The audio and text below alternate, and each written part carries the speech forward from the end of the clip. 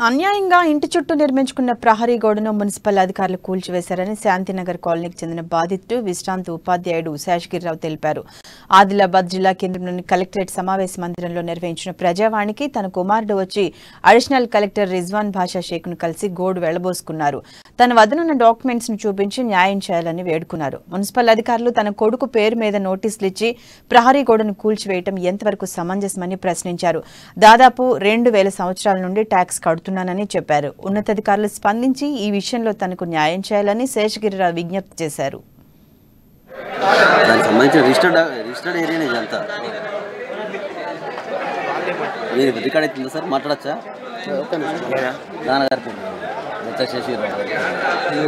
Municipality వారు శాంతినగర్లో గల నా ఇంటి కాంపౌండ్ వాళ్ళని 3 సార్లు కూలగొట్టినారు. నాకు ఎటువంటి నోటీసులు ఇవ్వలేదు. నా పేరున ఎటువంటి నోటీసులు రాలేదు. అందులో బోర్వెల్ ఉండే, ఆ బోర్వెల్లో నీరు మాకు పైప్ అన్నీ కూడా తీసివేయటం వలన నీటి వసతి లేకుండా చాలా కష్టం అవుతున్నది. తాగునీరు లేదు. ఇవన్నీ ఏం లేక చాలా ఇబ్బందులు కలుగజేస్తుంది. ఈరోజు మేము దగ్గర శాంతినగర్లో 20 సంవత్సరాలు అక్కడనే ఉండి 30 ఏళ్ళ కిందట ఇల్లు కట్టుకోవడం జరిగింది. దానికి సంబంధించిన కాంపౌండ్ వాళ్ళు అప్పుడే కట్టడం జరిగింది. తర్వాత రెండవది మున్సిపల్ ట్యాక్స్ కూడా కట్టడం జరుగుతుంది 2000 నుంచి.